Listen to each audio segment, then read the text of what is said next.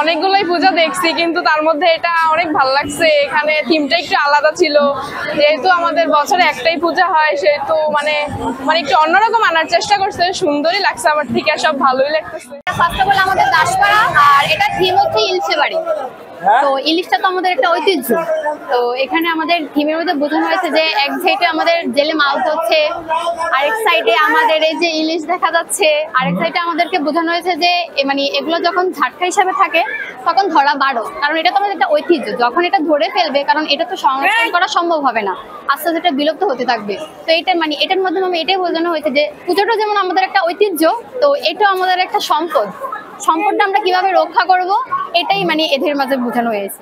এখানে যে থিমটি ধরছে ওরা, ওইটা আমার কাছে ভীষণ ভালো লেগেছে, কারণ একটি 10টি অবতারের মধ্যে একটি অবতার ওরা এখানে তুলে ধরেছে। এই চিত্রটি এখানে ফুটে উঠেছে। এটা সবচেয়ে সুন্দরতম পূজা। এই পূজাটা দেখতে আসতে হলে আমাদের দাসপাড়াতে আসতে হবে। দাসপাড়াতে এটা একটা অন্য ধর্মের পূজা হচ্ছে, অন্যরকম। সেটা চাঁদপুরের ভিতরে শ্রেষ্ঠত্ব পূজা, এটাই প্রথম হচ্ছে। এই ধরনের কোয়ালিটি আর কোথাও হয়নি চাঁদপুরের ভিতরে। আমাদের 18তম বছর উদযাপিত হচ্ছে। প্রতি বছরে আমাদের পূজা একটা থিম নিয়ে আমরা পূজা অর্চনা করি, যেটা যাদেরকে ধর্মবর্ণ নিয়ে সবাইকে সচেতনমূলক একটা শিক্ষণীয় উপহার দিই।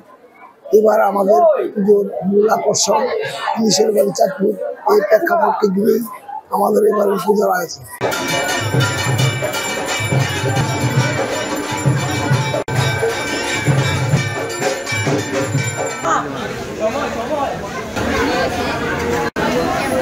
আমরা চাঁদপুর জেলা পুলিশের পক্ষ থেকে সবার সাথে সমন্বয় করে আমরা প্রত্যেকটা পূজা মণ্ডপে আমরা পর্যাপ্ত নিরাপত্তামূলক ব্যবস্থা গ্রহণ করেছি। বিশেষ করে আপনারা জানেন যে গত বছর ছিল 222টা, এবার কিন্তু 2টা বৃদ্ধি পেয়েছে চাঁদপুর জেলাতে 224টা পূজা মণ্ডপ।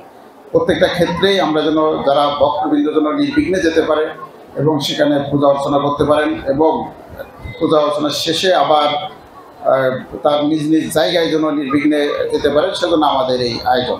যে আমরা জানি যে আমরা ধর্মচর্চা করছি, এটা ঠিক আছে, শারদীয় দুর্গাপূজা উপলক্ষে আমরা পূজা উদযাপন করছি, কিন্তু সমাজকে বিনির্মাণে আমাদের প্রত্যেক ধর্মেরই কিন্তু ভূমিকা আছে। এবং আমরা বিশ্বাস করি যেহেতু চাঁদপুরের ইলিশ হলো একটা সম্পদ, এই দুর্গা উৎসবে হাজারো হাজারো দর্শনার্থী এখানে আসবে, পূজারীরা আসবে, ভক্তবৃন্দ আসবে।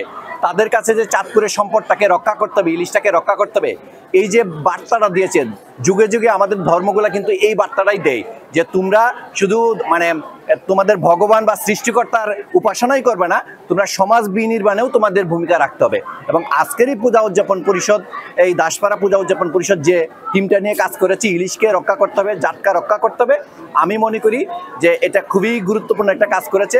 এতে আমাদের এই সমাজে অন্তত ইলিশের প্রতি, জাটকার প্রতি যে তাদের ভূমিকা, সেটা আরো উজ্জ্বল হবে এবং জাটকা রক্ষার কাজটাকে আমাদের আরো মানে ফলপ্রসূ হবে এবং সহজ হবে। বান্ডেল থাকলে প্রতি সেনমানিতে টাকা বাঁচবে। বিকাশ সেনমানি বান্ডেল কিনে জিতুন প্রতি লেনদেনে।